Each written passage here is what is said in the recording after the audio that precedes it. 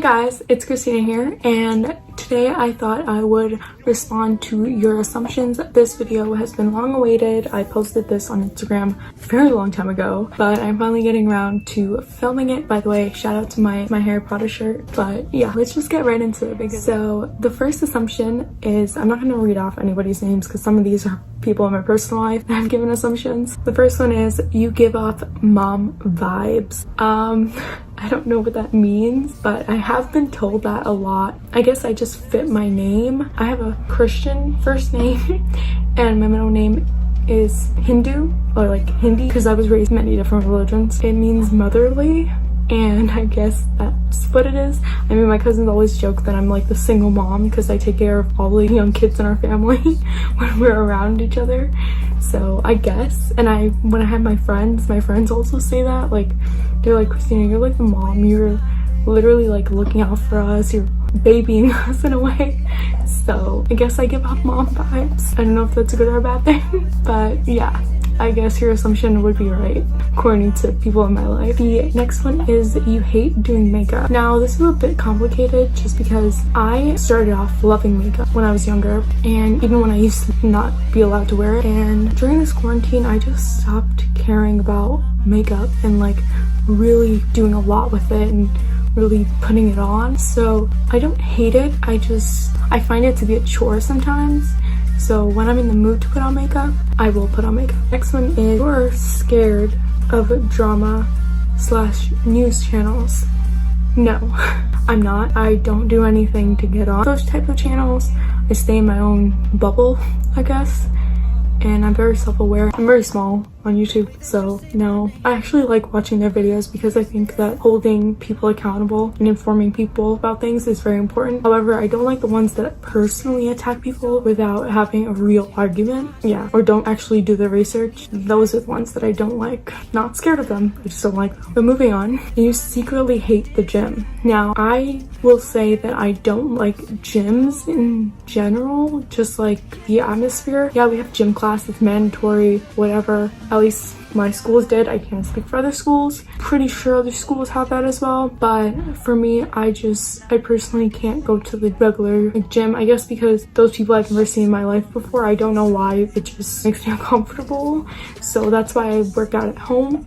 I love working out. I work out every single day unless my body really is like screaming, get a rest, have a rest day. So yeah, I would say I don't secretly hate the gym because I have an at-home gym. So the next one is, you're part of the LGBTQ+ community. No.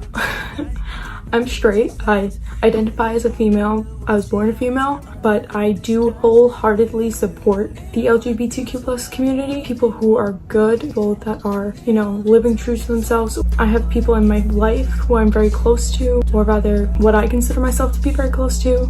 Maybe my parents don't really see it that way, but I have people in my life that I'm close to, very open about being a part of the community, and aren't very open, but I wholeheartedly support it. In fact, I support just loving who you love. Like, who gives a who you love, to be honest? Like, who cares who another person is in love with? Like, I really don't understand why people have such a problem with it. Like, if you don't support it and it's your child, like, I'm not gonna say you should just because that's your child. That's your whole thing. I mean, I could never imagine not loving my child for the only sake of who they love, but that's just me. I just can't imagine hating someone just because they love who they love. Like, you're not sleeping with that person, you're not living a life with that person, you're not with that person in general. So my brain can't compute people who hate people that are a part of the community. It just doesn't make any sense to me. But yeah, and I'm super supportive of my cousins and stuff. I have two cousins, one on my mom's side, one on my dad's side, that are very open about being a part of the community, and I love them both. Very open. If I see them, I'll go to them, talk to them. Like, I'm very open about it, and I know they appreciate it because they tell my mom all the time, and I'm just like, I don't understand why you have to compliment me for doing something that's just, I don't know, why they have to compliment me for doing that, but yeah, they've done it before. But anyways, moving on. You're tall. Now, I think it's all relative. Height and weight are all relative just because it depends on who you're comparing me to. I'm 5'3", and I'm taller than some people in my family, some of my friends, and I'm shorter than some of my family and some of my friends. So it really just depends on who you're comparing me to. I don't think I'm tall. I think I'm below average actually, or maybe I'm average. I don't know what the average height is. Let me look that up. What is the average height? What is the average height an American woman? Because I live in America. Heights are different in different countries. Oh, I'm average height. It says a woman 21 years old and up is just under 5'4". I'm 5'3". It's just under 5'4". I'm average height, guys. So no, I'm not tall. I'm average height. So yeah, you are not vegan. Now this is a bit complicated because I actually never called myself vegan. Like, I wasn't the first one to claim I was vegan. It was actually my cousins. They're gonna get this the wrong way, but it was just easier to say vegan because it just prevented people from offering or trying to force me to eat something that I wasn't going to eat. It was just easier that way. I do practice veganism. I'm still educating myself on it, but you're incorrect. I am vegan, but it didn't start out that way. I never call myself vegan. Only when people ask me. I'm like, oh, I don't eat meat. I don't eat that. Sorry, I can't eat that. Like that sort of thing. But my cousins are the ones who call me vegan all the time. Honestly, it gets annoying sometimes, but at the end of the day, it's brushed off. Like most things, I brush off. And the next one is, you're vocal about politics. Yes, I very much am very vocal on Twitter about politics. I would say it in a video, but I'm not trying to get the Secret Service at my house for commenting certain things going on in the world. But I am very vocal about politics. I don't believe in shying away just because you're on a video. I think the main reason why someone should ever hold their tongue is for their own safety. But yeah, I'm not scared to talk about politics. I talk about it on Twitter all the time. I respond to people. I give my input. I learn new things. I try to stay as updated as I am in the political world. But yeah, I am very vocal. And my dad and I do have debates, or rather, some things we disagree with, some things we agree with. Sometimes we educate each other, and yeah, I get that from my dad because we're the ones who mostly talk about politics. My mom, not so much. My brother's in his own world. He could not care less about how the world is really messed up. Let's move on. But the next thing is, you wish you could do something else in life. Kinda. I don't believe in preventing myself or holding myself back. I want to try new things. I want to learn new things. I want to experience new things. And I'm always looking for something to do, something to try out.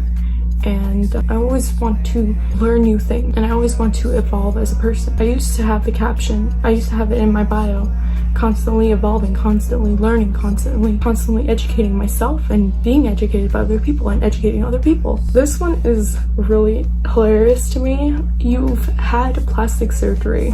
Now, first off, I remember when my dad and I had talks about plastic surgery because we were talking about something, and I remember my dad saying, he's not even okay with me dyeing my hair or wearing too much makeup. So you can't imagine. He allows me to express myself, yeah, but he draws the line at going under a knife, and I'm too terrified. Like, so many horror stories, and I just believe in loving the way God made you, or your parents made you, whatever you believe in. But yeah, no, I wouldn't have plastic surgery, and it's just against my morals. Like, you do you, I don't care, but I draw the line where you try to influence me to get it.